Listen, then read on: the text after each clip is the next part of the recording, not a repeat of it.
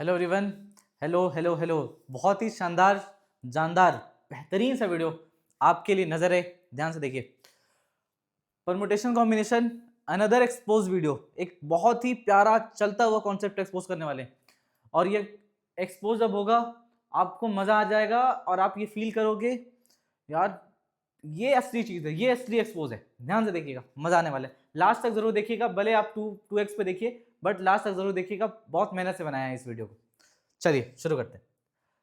तो हमारा टॉपिक यही है, एक्सपोज करने वाले एक प्यारा सा कॉन्सेप्ट, चलता हुआ कॉन्सेप्ट एक्सपोज करेंगे। और वो चलता हुआ कॉन्सेप्ट क्या है? वो ये है, things to the power place versus place to the power things. Actually दोनों में से कौन सा करेक्ट है? अब सर ये कहां से आ गया, things to the power place versus place to the power things? पहले मैं ये बताऊंगा कि ये कहां से आया है। अब इन दोनों में सबसे सही कौन सा है, इसके बारे में बात होगी। इस पर डिटेल चर्चा होने वाली है। ध्यान से देखिएगा।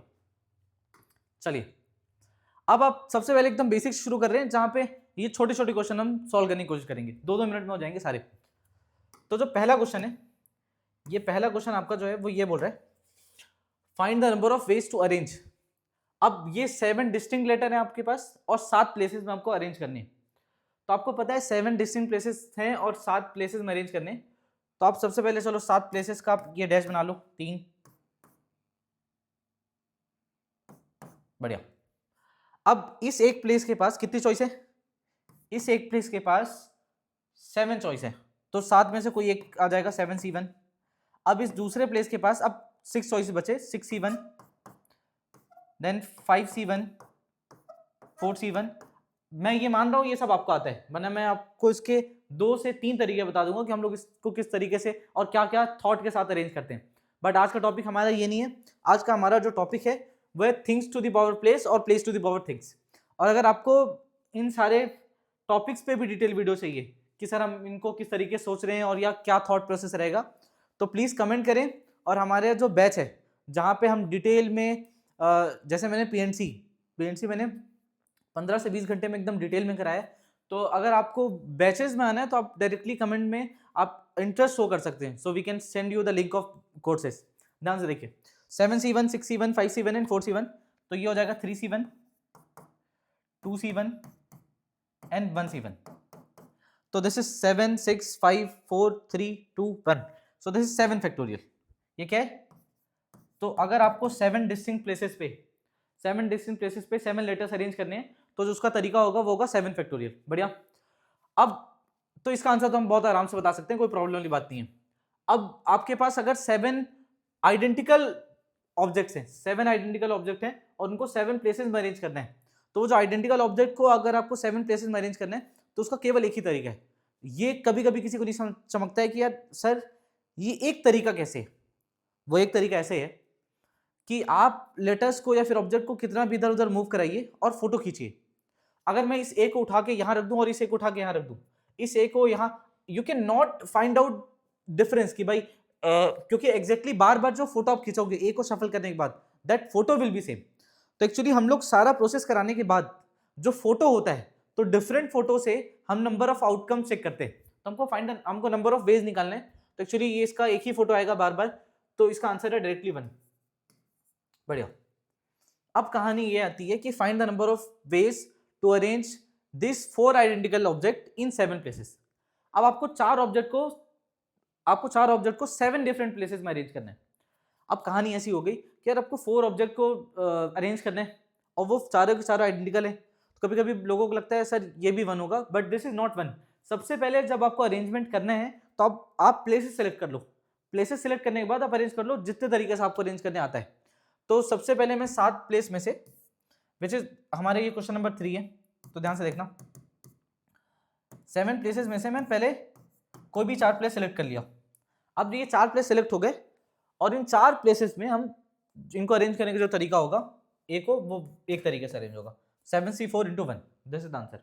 देखो अभी बहुत बेसिक चल रहे हैं। हमको जो हमारा जो आज मुद्दा है वो है place to the power things और things to the power place. इनके बीच में लड़ाई करानी है हमको। अब question number 4th, which is this, find the number of ways to arrange ABCDEFG which is 7 letter in 12 places. तो 7 लेटर इन 12 प्लेसेस। तो हमारा सबसे पहला काम क्या है? हमारा सबसे पहला काम है कि हम प्लेसेस पहले सेलेक्ट करें और उसके बाद अरेंज करें। तो 12 प्लेसेस हैं, 12 में हमको 7 प्लेसेस सेलेक्ट करने हैं। तो 12 में 7 प्लेस सेलेक्ट करने हैं, सो सबसे पहला काम प्लेस सेलेक्ट कर लो विच इज 12C7।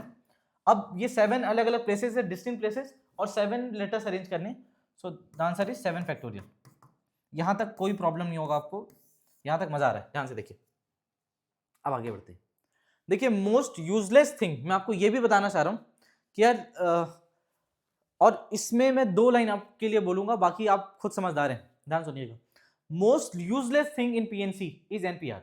सबसे बकवास, सबसे वाहियात, आप बोल सकते हो जो कोई काम का नहीं है, वो एनपीआर ही है। NPR is the most useless thing in PNC. अब जिसको ये समझ में आता होगा कि एनपीआर क्यों यूजलेस है, वो प्लीज कमेंट करके कमेंट सेक्शन बताएं, अदरवाइज इस पे एक डेडिकेटेड वीडियो बनेगा कि why NPR is failed things, why NPR is not useful. ठीक है, ये बस इसलिए बता दिया क्योंकि लोग यहां पे लगाना शुरू कर देते हैं, बस इसलिए बता दिया। चलिए आगे बढ़ते हैं। Now the actual game started. अब आपको समझ में आएगा कि जिस पे हमको लड़ाई करना है, आज वो मुद्दा जिस पे लड़ाई होने वाली है वो किस तरीके से बाहर निकलेगा। शुरू करते हैं। अब ये बोल रहा find the number of ways to arrange 5 men in 8 compartments. तो हमारे पास कंपार्टमेंट कितने हैं? 8। हमको कितने को अरेंज करना है? 5 लोगों को अरेंज करना है। 8 कंपार्टमेंट में से सबसे पहले हम 5 कंपार्टमेंट सेलेक्ट करेंगे, बढ़िया, और 5 कंपार्टमेंट सेलेक्ट करने के बाद उनको अरेंज कर देंगे। सो the answer is very simple, ध्यान से देखना कि भाई जिस तरीके से हमारे पास, मैं आपको फिर से रिकैप करा रहा हूं, ध्यान से देखिए। अगर आपको इन 7 लेटर को, 7 ऑब्जेक्ट को 12 प्लेसेस में अरेंज करना है, 7 ऑब्जेक्ट को 12 प्लेसेस में अरेंज करना है, तो आप सबसे पहले 12 में से, आप 12 में से पहले 7 प्लेस सेलेक्ट कर लो, 12C7। अब इस 7 प्लेस में इनको अरेंज करो, और अरेंज करने के तरीके कितने होंगे? 7 फैक्टोरियल। Very simple. अगर R ऑब्जेक्ट को R प्लेसेस में अरेंज करना है तो वो R फैक्टोरियल वेज में अरेंज होता है, तो 7 प्लेसेस को 7 प्लेसेस में 7 ऑब्जेक्ट अरेंज करना है, विच इज 7 फैक्टोरियल। बढ़िया। अब देखिए, अब सबसे पहले मैं क्या करने वाला हूं कि मैं 8 कंपार्टमेंट से में से 5 कंपार्टमेंट सेलेक्ट करूंगा। So selection of compartment.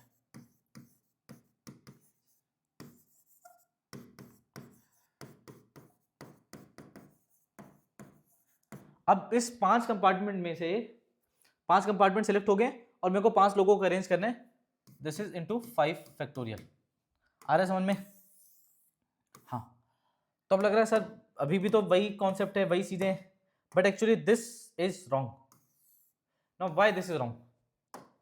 Now, even after written in the question कि arrange 5 men in 8 compartment, it is written in the question that arrange 5 men in the 8 compartment.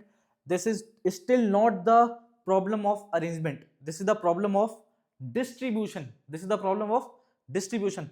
So why, how this problem is the problem of distribution? ध्यान से देखना, this is not the problem of arrangement.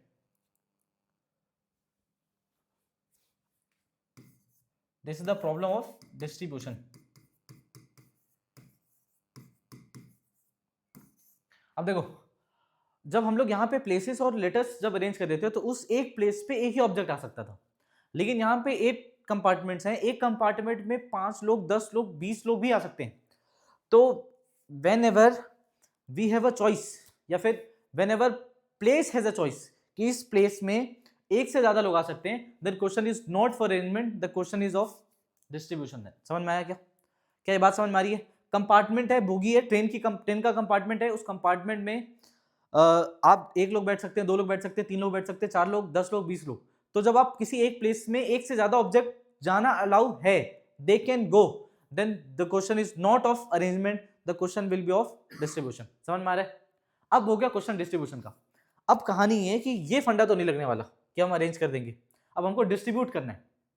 अब बात आ रही है choice की, तो ध्यान से देखिएगा। हमारे पास 2 लोग हैं, 2 ऑब्जेक्ट हैं। आप बोल सकते हो या तो किसी को प्लेस बोलो या किसी को ऑब्जेक्ट बोलो, तो हमको दिखाई दे रहा है यार कंपार्टमेंट प्लेस है, वहां पे ऑब्जेक्ट जा रहा है। बहुत ध्यान सुनना, आज जबरदस्त लड़ाई होगी place to the power things और things to the power place में। तो आपको दिखाई दे रहा है like we have 8 compartments and 5 men, and let's fight now, ध्यान सुनो। We have 8 compartments. अगर मैं 8 कंपार्टमेंट लिखता हूं, 1 2 3 4 5 6 7 8, एंड अगर मैं 5 मेंस डिनोट करता हूं, अब देखो ध्यान से, तो जब 8 कंपार्टमेंट की बात आ रही है, अब मैं जब पहले कंपार्टमेंट से पूछूंगा कि भाई पहले कंपार्टमेंट के पास कितने चॉइस हैं, 5, कितने चॉइस हैं, 5, तो पहले कंपार्टमेंट के पास चॉइस 5 है और 5 में से कोई भी एक सेलेक्ट कर लेगा। दूसरे कंपार्टमेंट के पास कितने चॉइस है, अब उसके पास 4 चॉइस है, अब वो 4 में कोई एक सेलेक्ट कर लेगा। तीसरे कंपार्टमेंट के पास 3 चॉइस है, 3 में से कोई एक सेलेक्ट करेगा। और चौथे कंपार्टमेंट के पास 2 चॉइस है और 2 में से कोई एक सेलेक्ट करेगा। और लास्ट 5वें कंपार्टमेंट के पास 1 चॉइस है, 1 में से एक सेलेक्ट करेगा। और यहीं पे सबसे बड़ी बेवकूफी हुई है, इससे बड़ी बेवकूफी कोई और हो ही नहीं सकती। सर क्या बात कर रहे हो, क्यों बेवकूफी हुई है, ध्यान सुनना। आप ये बोल रहे हो कि पहले कंपार्टमेंट के पास 5 चॉइसेस है, 5 में से कोई एक सिलेक्ट कर लेगा, ठीक है 5 चॉइसेस है, बढ़िया। बट ये कौन बोला कि 5 में से कोई एक सिलेक्ट करेगा? जब आपको ये पता है कि एक कंपार्टमेंट में एक से ज्यादा इंसान जा सकता है, तो how and why this bogie और compartment will take only 1 man, why, क्यों? और व्हाई ओनली दिस कंपार्टमेंट, ये कंपार्टमेंट 8 और कंपार्टमेंट 6, 7, 8 खाली है, ये क्यों खाली रहेगा भाई? इसका ये मतलब है कि इस कंपार्टमेंट के पास 5 चॉइसेस है, लेकिन ध्यान सुनना, इस कंपार्टमेंट के पास 5 चॉइसेस हैं। अब इस कंपार्टमेंट से पूछूंगा आपके पास कितना चॉइस है, तो ये बोलेगा 5। मैं बोलूंगा आप कितने ले सकते हो, उसको नहीं पता, उसको बिल्कुल नहीं पता। तो सर कैसे बोल रहे हो? वो एक उस कंपार्टमेंट में 1 लोग आएंगे, 2 इंसान आएगा, 3 इंसान आएगा, कि 5 आ जाएंगे, या फिर कोई नहीं बैठेगा। हो सकता है ये 5 इंसान इस बोगी में बैठ जाए या इस कंपार्टमेंट में। तो एक्चुअली मैं कंपार्टमेंट से नहीं पूछ सकता, क्योंकि कंपार्टमेंट आंसर नहीं दे पाएगा। और क्यों नहीं दे पाएगा? क्योंकि कंपार्टमेंट को ही नहीं पता कितने लोग आएंगे। और अगर यहां पे 3 लोग आए, लेट्स से यहां 3 लोग आए, तो इट्स नॉट गारंटी कि इस कंपार्टमेंट 2 लोग आएंगे या फिर 1 लोग आएंगे। हो सकता है इस कंपार्टमेंट में एक भी इंसान ना आए, इस कंपार्टमेंट में एक भी इंसान ना आए, इस कंपार्टमेंट में एक आ जाए, फिर ये तीनों कंपार्टमेंट में कोई ना आए, इस कंपार्टमेंट में कोई एक आ जाए। तो actually compartment can not answer, compartment answerable नहीं है। We can not ask question to compartment. Is it clear? Is it clear? तो हम कंपार्टमेंट से क्वेश्चन तो नहीं पूछ सकते।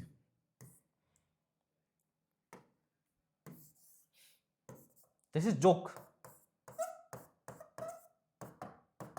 सो now what?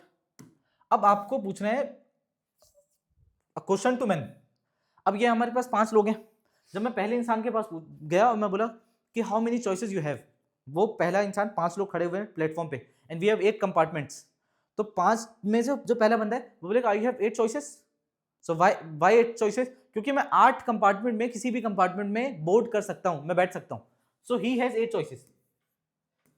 Okay, if this person doesn't have any hatred to him, कि भाई मेरे को इससे कोई प्रॉब्लम है, तो उस दूसरे बंदे के पास मैं जब जाऊंगा, मैं बोलूंगा how many choices you have, तो वो बोलेगा I have 7 choices. No, he doesn't have 7 choices, he also have 8 choices. How 8 choices? Because जहां पे ये वाला बंदा गया है, पहला वाला बंदा 8 कंपार्टमेंट से किसी भी एक कंपार्टमेंट में, वहां पे ये बंदा भी जा सकता है। इवन पांचों के पांचों किसी एक कंपार्टमेंट में जा सकते हैं। तो सबके पास कितने चॉइस हैं? इसके पास भी 8 के 8 चॉइसेस अवेलेबल हैं, कोई भी चॉइस ब्लॉक नहीं हुई है। दूसरे तीसरे इंसान के जाने के बाद भी वो कंपार्टमेंट में चौथा भी बंदा जा सकता है, 5वां भी जा सकता है, 10वां बंदा भी जा सकता है। सो ही हैज आल्सो 8 चॉइसेस। उसको इस बात से प्रॉब्लम नहीं कि ये वाला सेकंड कंपार्टमेंट में गया तो मैं नहीं जाऊंगा, ठीक है। इसके पास भी 8 चॉइसेस है, इसके पास भी 8 चॉइसेस है, और इसके पास भी 8 चॉइसेस है। So we have answer as 8 into 8 into 8 into 8, which is 8 to the power 5. This is the answer.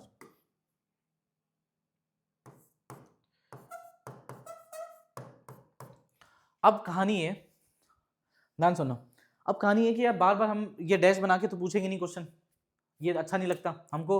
हमको कुछ ना कुछ डायरेक्ट आंसर चाहिए, and that direct answer helps us, ठीक है। That direct answer came from this things to the power place और place to the power things, इन्हीं में से किसी से आता है, सही है? बोलो समझ में आ रहा है? तो इन्हीं में से किसी में से आएगा। अब वो देखने के लिए कि भाई आएगा किससे, हमको वही समझना है, देखना ध्यान से। अब this is 8 to the power 5। अब हमको यहाँ पे दिखाई दे रहा है यार ये things to the power place है या place to the power thing. 8 क्या था? 8 मीन्स, सॉरी 8 कंपार्टमेंट्स, 8 कंपार्टमेंट है, और 5 क्या है? 5 मेन।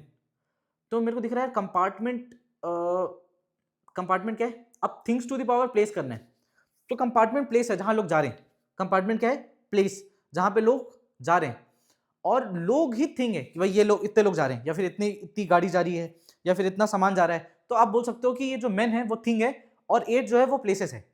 तो एक्चुअली यहाँ पे जो हम लोग कंक्लूड कर सकते हैं, यहाँ पे वी कैन कंक्लूड, ध्यान सुनना, वी कैन कंक्लूड कि इस चीज को हम डायरेक्टली, डिस्ट्रीब्यूशन के आंसर को हम डायरेक्टली लिख सकते हैं place to the power thing, ध्यान सुनना, place to the power thing. Now what is our फर्ज, हमारा फर्ज क्या बनता है, ध्यान सुनना। अच्छा यहाँ पे ये भी देख लेना, हम लोग डैश जो बनाते हैं, हम लोग किस ऑब्जेक्ट का डैश बना सकते हैं, इस पे भी मैं यहाँ पे थोड़ा सा चर्चा करने की कोशिश किया हूँ कि डैशेबल ऑब्जेक्ट कौन है, मतलब हम किससे क्वेश्चन पूछ सकते हैं। पहला तो डैशेबल ऑब्जेक्ट डिस्टिंक्ट होना चाहिए, दूसरा जो वर्ड है वो बहुत क्रूशियल है, and that word will come after the video, after the video मतलब वीडियो के बाद नहीं, at the end of the video ये सेकंड वर्ड भी आएगा। तो ये दो वर्ड अगर किसी ऑब्जेक्ट पे लागू होते हैं तो वो डैशेबल ऑब्जेक्ट है, अदरवाइज वो डैशेबल नहीं है। तो सबसे पहला कंडीशन तो वो डिस्टिंक्ट होना चाहिए, ठीक है। खैर यहाँ पे जो कंपार्टमेंट है वो डिस्टिंक्ट था, but still there is another word also जो डिफाइन करेगा कि वो डैशेबल है या नहीं है, तो वो तो बात की बात है। यहाँ पे देखो, ध्यान सुनो, इसका मतलब अगर मैं डिस्ट्रीब्यूशन क्वेश्चन है तो I can solve by place to the power things directly, तो इसका मतलब place to the power things जीत गया? नहीं, अभी भी मैं नहीं बोल सकता कि place to the power things जीता है। तो we need to find out actually कि क्या हो रहा है। अब आते हैं यहाँ पे, देखो, number of ways to distribute 10 chocolates in 7 student. अब 10 चॉकलेट है, 7 स्टूडेंट में डिस्ट्रीब्यूट करना है। अगर मैं चॉकलेट से पूछूं, चलो पहले 7 स्टूडेंट से पूछते हैं। सो वी हैव 7 स्टूडेंट,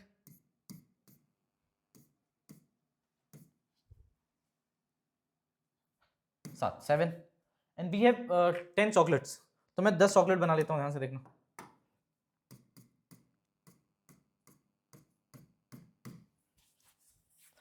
अब जब 7 स्टूडेंट हैं तो 7 स्टूडेंट में मान लो मैं पहले, ये 7 स्टूडेंट, मैं पहले स्टूडेंट से पूछा कि तेरे पास कितने ऑप्शन है, तो बोलेगा मेरे पास 10 है क्योंकि 10 चॉकलेट है।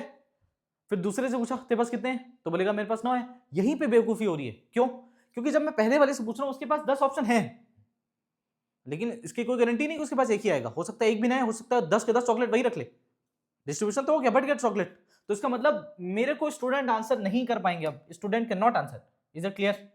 वैसे तो दोनों डिस्टिंक्ट है, but there is another word जो आपको डिफाइन करेगा डैशेबल कौन है कौन नहीं है। तो दिस इज ओवर। अब सुनना, जब मैं पहले चॉकलेट से, तो बोले सर आप चॉकलेट्स क्वेश्चन कैसे पूछ सकते हो? I am not asking question to chocolate और student, anyone, I am just thinking कि किसके पास कितने ऑप्शन हैं। I am not going to question to any chocolate और any student. Is it clear? अब अगर मैं देखूं एक चॉकलेट के पास कितने ऑप्शन है, that chocolate can go to like all 7 student, किसी भी स्टूडेंट के पास जा सकता है वो चॉकलेट, ठीक है, 7 ऑप्शन है। दूसरे चॉकलेट के पास गया, अगर एक स्टूडेंट चॉकलेट रखा है तो अभी भी उसके पास चांस है कि दूसरा चॉकलेट उसके पास आ जाए, इवन तीसरा भी उसी के पास आ जाए, चौथा भी उसी के पास आ जाए, 10 के 10 चॉकलेट उसके पास आ जाए। मतलब हर चॉकलेट के पास 7 स्टूडेंट का ऑप्शन है, 7। अब ये 7 कितने टाइम्स है, एंड दिस 7 इज 10 टाइम्स, तो 7 to the power 10। Now we need to understand 7 क्या है। यहां पे जो 7 दिया हुआ है वो स्टूडेंट है, और जो 10 है वो दिया हुआ है चॉकलेट। अब हमको ये आइडेंटिफाई करना है कि यार ये, इससे तो हम लोग बना लेते हैं, but actually what is things and what is place. तो देखो यहां पे हमको दिखाई दे रहा है कि यार थिंग की अगर बात करें तो फिर से थिंग जो है, ठीक है, वो थिंग क्या है, थिंग इज, अब इंसान कंफ्यूज होता है थिंग क्या है क्या नहीं है, तो वी कैन से चलो यार थिंग चॉकलेट है, ठीक है, और प्लेसेस स्टूडेंट है, तो 7 to the power 10 places to the power things. बढ़िया, यहां से हम लोग बोल सकते हैं अच्छा places to the power thing. यहां तक सब बढ़िया चल रहा है, बहुत बढ़िया चल रहा है, ठीक है। अब एक बात बताओ, अगर मैं आपसे ये क्वेश्चन पूछ दूं कि आपके पास 7 लेट्स से रिंग्स है और 4 फिंगर्स है, 7 rings 4 finger, in how many ways they can arrange या फिर यू कैन वियर। अब आपके पास 7, अब मैं क्वेश्चन चेंज कर रहा हूं, ध्यान सुनना, आपके पास 7 रिंग है, you have 7 ring and 5 fingers, fingers तो चलो अपन कम नहीं करते, 7 रिंग्स एंड 5 फिंगर्स। अब आप ये बताओ हाउ कैन यू आइडेंटिफाई कि इसमें प्लेस कौन है ऑब्जेक्ट कौन है। तो आप बोलोगे यार प्लेस, तो ऑब्वियस सी बात है फिंगर प्लेस होगा, ऑब्जेक्ट है रिंग, तो फिंगर विल बी प्लेस, तो 5 to the power 7 must be the answer, है ना? बोलो बोलो 5 to the power 7 must be the answer.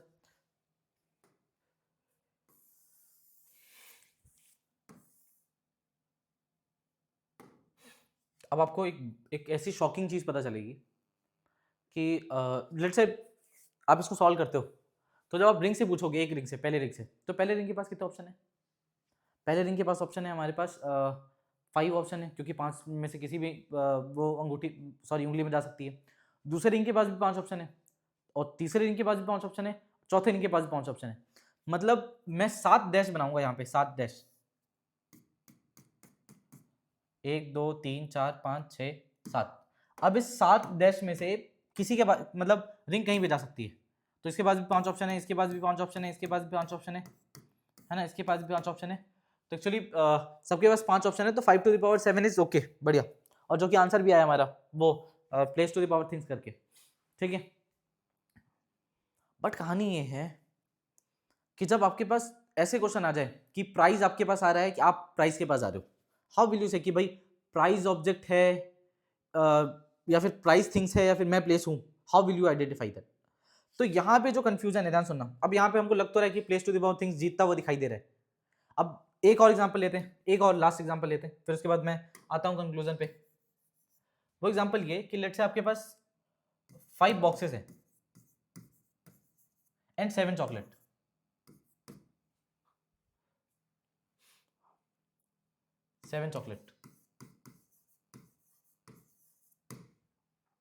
अब इसका आंसर क्या होगा डिस्ट्रीब्यूशन का? 5 बॉक्सेस 7 चॉकलेट।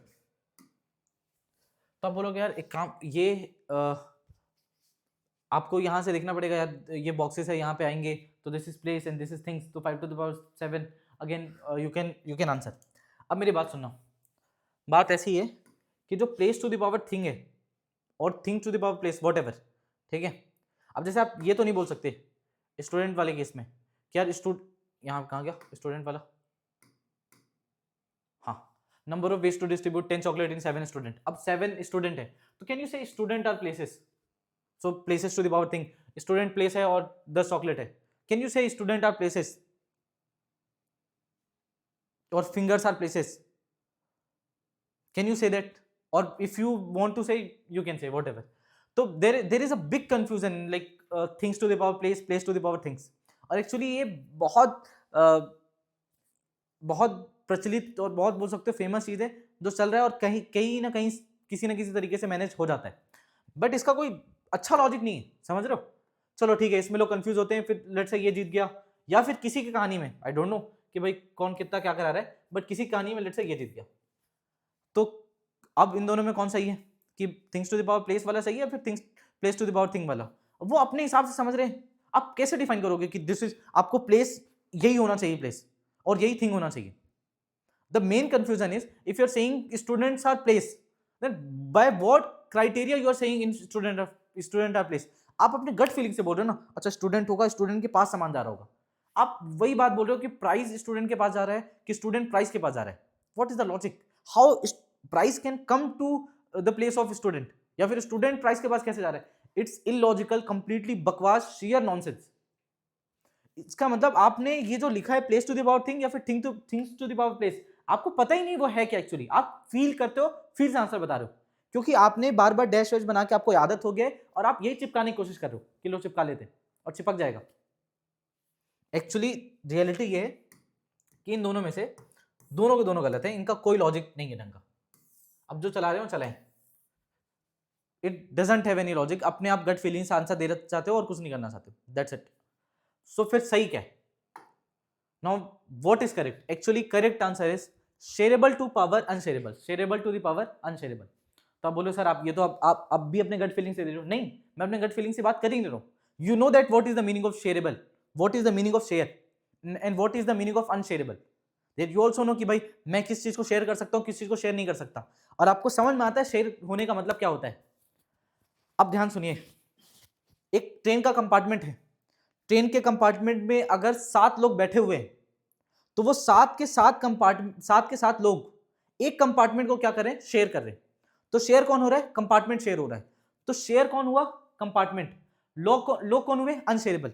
अच्छा ध्यान सुनना, what is the meaning of unshareable? Unshareable का मतलब ये होता है कि जो दो लोगों में नहीं बैठ रहा।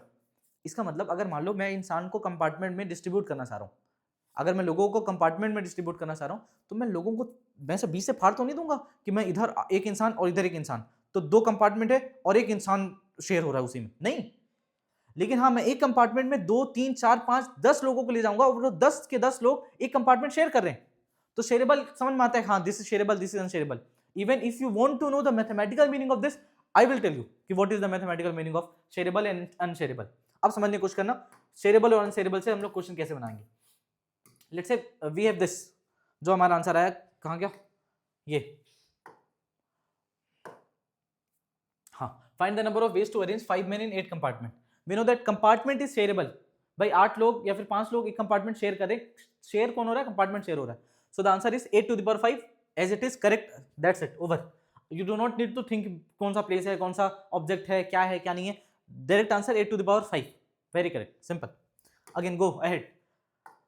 हाँ, let's say find the number of ways to distribute 10 chocolate in 7 student. आप बोलोगे अब यहाँ कैसे शेयरेबल और अनशेयरेबल बोलोगे? भाई अनशेयरेबल वो है जिसको आप 2-3 लोगों में नहीं बांट सकते। अब आप एक चॉकलेट को 2 लोगों को कैसे बांटोगे? एक चॉकलेट को 2 लोगों को भाई तोड़ के बांटोगे। अगर आप तोड़ना ही चाहते हो तो फिर आप 100 टुकड़े कर दो उसके, फिर क्वेश्चन का मीनिंग नहीं रह गया। इसका ये मतलब है कि चॉकलेट जो है वो शेयर नहीं हो रहा है। सर आप क्या बात करो, चॉकलेट ही तो शेयर कर रहे हैं। चॉकलेट शेयर करने का मतलब होता है एक चॉकलेट आप कैसे शेयर कर रहे हो? आप एक चॉकलेट शेयर नहीं कर रहे, एक चॉकलेट तोड़ तोड़ के नहीं दे रहे बच्चों को। बट कहानी क्या है, 2-3 चॉकलेट एक स्टूडेंट के पास है, तो वो 2-3 चॉकलेट एक स्टूडेंट को शेयर कर रहे हैं। समझ में आया? if you can't feel shareable or unshareable also, I will tell you the mathematical meaning of shareable and unshareable both। तो यहां से आपको समझ में आ रहा है कि अच्छा अब मैं चॉकलेट शेयर नहीं कर पा रहा हूं, तो बोलो कैसी बात करो सर, चॉकलेट शेयर नहीं कर पा रहे हो? शेयर करने का मतलब एक चॉकलेट 2 लोगों को नहीं दे पा रहा हूं, एक चॉकलेट 2 लोग एक चॉकलेट शेयर नहीं कर रहे। समझ में आ रहा है? तो यहां से वी कैन से दैट कि अच्छा shareable to the power unshareable, तो शेयरेबल स्टूडेंट है तो 7 to the power 10 is the direct answer, which is this. आगे बढ़ते हैं। 7 रिंग्स 5 फिंगर्स। अब खुद सोचना, एक फिंगर में, एक आपके पास एक फिंगर है, इस फिंगर में कई सारे रिंग्स आ सकते हैं, तो ये रिंग्स, इतने सारे रिंग एक फिंगर शेयर कर रहे हैं, तो शेयरेबल कौन है? फिंगर। तो finger to the power ring आएगा। फिंगर कितने? Finger is 5 to the power 7, direct answer. समझ में आ रहा है? एंड बॉक्सेस एंड चॉकलेट, एक बॉक्स को 7 चॉकलेट शेयर कर सकते हैं, तो this is shareable, this is unshareable. तो 5 to the power 7, अगेन यहां से आंसर आता है 5 to the power 7। अब थोड़े मुद्दे की बात करते हैं, ध्यान सुनना। क्या ये शेयरेबल अनशेयरेबल है क्या? मतलब ठीक है बता दिए, हमको थोड़ा अच्छा भी लगा, बट व्हाट इज शेयरेबल अनशेयरेबल? देखो कहानी ये कि कैसे पहचानते हैं। पहली चीज, शेयरेबल और अनशेयरेबल में, शेयरेबल वो चीज है which is not necessary to use completely. Shareable ऐसी चीज है जो कंप्लीटली यूज नहीं होगी। मतलब क्या बोलना चाह रहे हो सर? एक एग्जांपल वही समझना कि we have compartment and we have, let's say मैं इधर मूव करता हूं, यहां पूरा दिखाई देगा। We have compartment and we have mens. तो वो कंपार्टमेंट जरूरी नहीं है कि अगर हमारे पास 8 कंपार्टमेंट है तो ये 5 लोग 8 के 8 कंपार्टमेंट बैठ जाए। हो सकता है 7 के 7 कंपार्टमेंट खाली रह जाए, हो सकता है 5 कंपार्टमेंट खाली रह जाए, हो सकता है 2 कंपार्टमेंट खाली रह जाए, हो सकता है 6 कंपार्टमेंट खाली रह जाए। तो शेयरेबल एक ऐसी चीज है जो जरूरी नहीं है कि वो, it is not necessary to use completely, पूरी तरीके से खत्म हो जाए शेयरेबल यूज होके, जरूरी नहीं है। आप खुद आइडेंटिफाई कर लो सारे एग्जाम्पल में।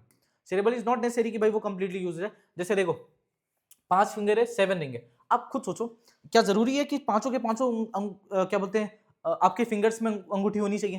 तो अगर पांचों के पांचों अंगूठी में नहीं होना चाहिए तो शेयरेबल कौन है? शेयरेबल इज समथिंग जो कि कंप्लीट यूज होने का कोई दावा नहीं करता कि भाई उसका पूरा यूज कर लो। तो ये फिंगर्स 5 के 5 फिंगर यूज नहीं होंगे, तो ये क्या है? शेयरेबल। तो shareable to the power unshareable 5 to the power 7। तो या तो आप शेयरेबल समझ लो मैथमेटिकली, या फिर आप अनशेयरेबल समझ लो। यहां पे देख लो, हाँ 5 boxes 7 chocolate. It is not necessary कि 5 के 5 बॉक्सेस में 7 चॉकलेट भरी दो, आप एक बॉक्स में भर दो 7 चॉकलेट। तो शेयरेबल अगेन 5, मतलब आप ध्यान से सुन लो, shareable is something which is not necessary to use completely, वो पूरा यूज जरूरी नहीं है। अब यही कहानी यहां पे देखो, 7 स्टूडेंट 5 चॉकलेट, सॉरी 10 चॉकलेट। अब इट इज, क्या ये जरूरी है कि 10 चॉकलेट 7 के 7 बच्चों को मिलनी ही चाहिए? भाई एक ही बच्चे को मैं पूरा 10 का 10 चॉकलेट दे दिया, तो शेयरेबल अगेन कौन है? ये दिस 7। तो 7 to the power 10 will be answer, which is this. बहुत सिंपल है, अगर एक बार आप समझ गए तो आपको ज्यादा कुछ प्लेस वेस समझने की कोई जरूरत नहीं है, और इतना दिमाग खराब भी नहीं होगा आपका। अब देखिए ध्यान से, what is unshareable? This will get in use completely. एक अनशेयरेबल एक ऐसी चीज है जो पूरी तरीके से यूज हो जाएगी। जैसे चॉकलेट, अब आप बोलोगे यार एक काम करते हैं 12 चॉकलेट है, मैं केवल 4 डिस्ट्रीब्यूट कर रहा हूँ, तो आप अपनी मर्जी से कर रहे हो 4 डिस्ट्रीब्यूट, फिर तो आप अपने तरीके जितने तरीके से करने उतने तरीके से करो। आप एक भी चॉकलेट मत दो, आप किसी को 2 चॉकलेट दो, आप किसी को 3। आपको बोला गया है कि 12 चॉकलेट्स को 5 स्टूडेंट में डिस्ट्रीब्यूट करने हैं, तो वो 12 चॉकलेट डिस्ट्रीब्यूट करने हैं। तो unshareable is something which will use completely, which will get used completely. This is something which is unshareable and this is shareable. So answer is shareable to the power unshareable. Direct answer आता है distribution का। अब हम समझते हैं यार distribution में कुछ डिस्ट्रीब्यूशन अपना अजम्पशन लेके आता है, ऐसे नहीं कि हम डायरेक्ट डिस्ट्रीब्यूट कर देते। पहला अजम्पशन क्या होता है? More than one object is allowed in one place.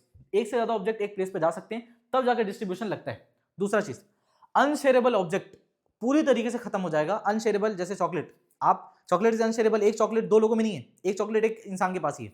अनशेयरेबल object completely use हो जाएगा। तो जैसे अगर आपको बोला गया 12 चॉकलेट डिस्ट्रीब्यूट करना है, आप 12 के 12 चॉकलेट डिस्ट्रीब्यूट करोगे। सो अनशेयरेबल विल यूज कंप्लीटली। और जो शेयरेबल ऑब्जेक्ट है वो हो सकता है कि पूरा यूज ना हो, कोई प्रॉब्लम वाली बात नहीं है। तो आपको इस बात का भी ध्यान रखना है। जैसे कंपार्टमेंट, तो डिस्ट्रीब्यूशन क्वेश्चन में आप ये अंडरस्टैंडिंग होनी चाहिए, इट इज नॉट नेसेसरी कि सारे कंपार्टमेंट भरे हो। भाई एक कंपार्टमेंट भरो काफी है, 2 कंपार्टमेंट भरो तो भी कोई दिक्कत नहीं है। इवन आने वाले टाइम आपको और भी बेहतरीन चीज पता चलेगी।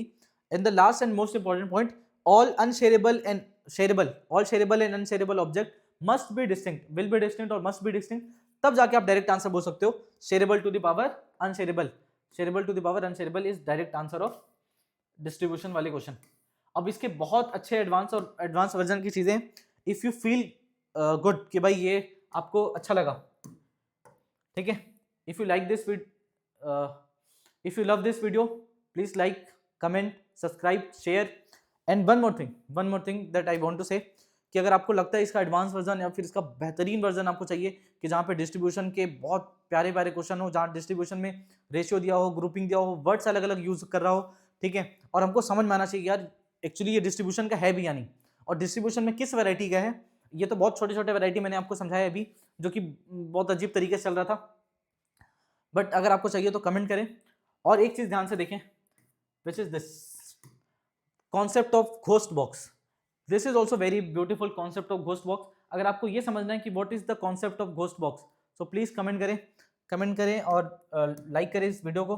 सो I will upload a video on concept of ghost box. Thank you guys.